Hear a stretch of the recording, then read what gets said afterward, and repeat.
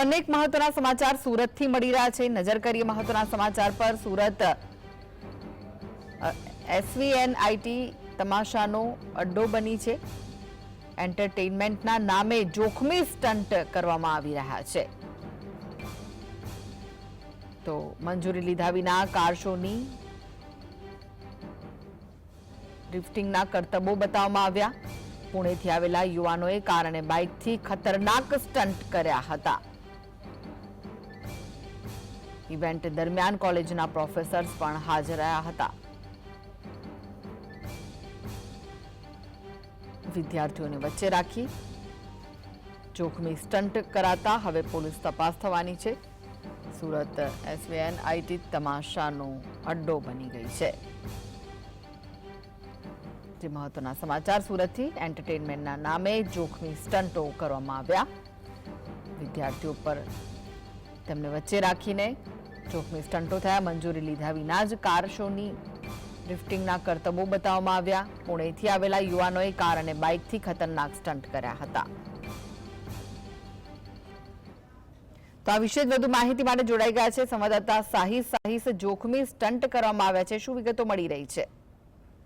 બિલકુલ, તો ચોક્કસપણે કૃષ્ણા, સુરત શહેરની અંદર અવારનવાર સ્ટન્ટબાજીઓનો સ્ટન્ટ સામે આવતો હોય છે, ત્યારે ફરીથી એસવીએનઆઈટી વિવાદની અંદર આવી છે। એસવીએનઆઈટીના કોલેજના કેમ્પસની અંદર જે રીતના સ્ટન્ટ કરવામાં આવ્યો હતો, પુણેથી સ્ટન્ટબાજીઓને બોલાવવામાં આવી હતી। પ્રાથમિક માહિતી સામે આવી રહી છે કે કોઈ કાર્યક્રમ યોજાયો હતો અને કાર્યક્રમની અંદર સ્ટન્ટબાજીઓને બોલાવવામાં આવ્યો હતો। એક બે નહીં પરંતુ કાર હતી, બાઇકો હતી, અલગ અલગ સ્ટન્ટબાજીઓ દ્વારા સ્ટન્ટ કરી લોકોની વચ્ચે કુતૂહલ જોવા મળ્યું હતું। એટલું જ નહીં પરંતુ વિદ્યાર્થીઓ હાજર રહ્યા હતા। લોકો જણાવી રહ્યા છે કે પરમિશન આપવામાં આવી હતી, પરંતુ જો પોલીસ દ્વારા પરમિશન આપવામાં આવી હોય તો પોલીસ પણ કામગીરીના શંકાના દાયરામાં જોવા મળી રહી છે। એટલું જ નહીં પરંતુ સમગ્ર સ્ટન્ટ બાદનો વિડીયો જે છે તે હાલ સોશિયલ મીડિયા પર વાયરલ થયો છે। વાયરલ વિડીયો બાદ હવે પોલીસે તપાસ શરૂ કરી દેવામાં આવી છે। પોલીસે જણાવ્યું કે સ્ટન્ટબાજીઓ સામે કાર્યવાહી કરવામાં આવશે, પરંતુ કૃષ્ણા, સુરત શહેરની અંદર અવારનવાર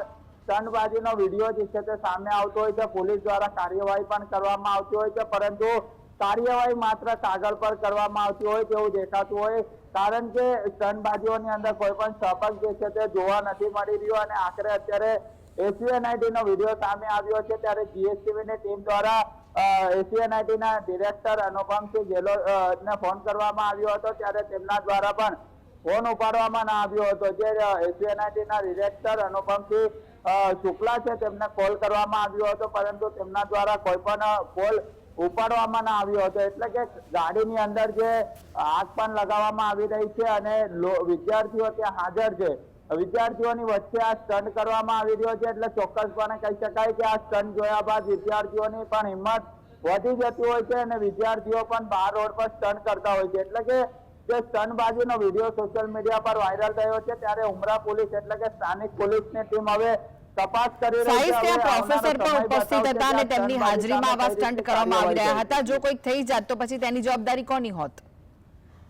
બિલકુલ, તે ચોક્કસપણે જવાબદારી કોની, કારણ કે સૌથી મોટો સવાલ છે, કારણ કે આ સ્ટન્ટ કરવામાં આવ્યો હતો, ગાડીને ટાયરની અંદર આગ લગાવવામાં આવી હતી। જો આગ મોટી લાગી ગઈ હોત અને વિદ્યાર્થીઓ ત્યાં હાજર હતા, કઈ થઈ ગયું હોત તો એસવીએનઆઈટી જવાબદારી લીધી હોત કે કેમ, તે પણ એક મોટો પ્રશ્ન છે। અને જે વિડીયો સામે આવી રહ્યા છે, ગાડીની ઉપર પોલીસની લાઇટો લગાવવામાં આવી છે અને સંપૂર્ણ ગાડી જે છે તે પોલીસ જેવી દેખાઈ રહી છે અને સ્ટન્ટ કરતા નજરે પડી રહી છે। પુણેથી આ સ્ટન્ટબાજીઓને બોલાવવામાં આવ્યા હતા, તો આ પુણેના સ્ટન્ટબાજીઓને સુરતની અંદર પરમિશન કોના દ્વારા આપવામાં આવી હતી? સ્થાનિક પોલીસની પરમિશન લીધી હતી કે કેમ? જો સ્થાનિક પોલીસ દ્વારા પરમિશન આપવામાં આવી હતી તો સ્થાનિક પોલીસ પણ શંકાના દાયરામાં છે, કારણ કે એક તરફ સુરત પોલીસ સ્ટન્ટબાજોને પકડવાની કાર્યવાહી કરી રહી છે, વિડીયો મારફતે કાર્યવાહી કરવામાં આવી રહી છે, તો આવા સ્ટન્ટબાજોને પરમિશન કેમ આપવામાં આવી હતી તે પણ એક મોટો પ્રશ્ન ઉપસ્થિત થઈ રહ્યો છે। હાલ ફરીથી વિડીયો વાયરલ થયો છે અને સ્થાનિક પોલીસના કામગીરી પર સવાલો ઉભા થઈ રહ્યા છે। હવે ઉમરા પોલીસ દ્વારા કઈ રીતની કાર્યવાહી કરવામાં આવે છે, આ સ્ટન્ટબાજો સામે કઈ રીતના કાર્યવાહી કરી તેમને શાંત ઠેકાને લાવે છે, તે તો આવનારો સમય બતાવશે। જી, આભાર સાહિસ સમગ્ર માહિતી આપવા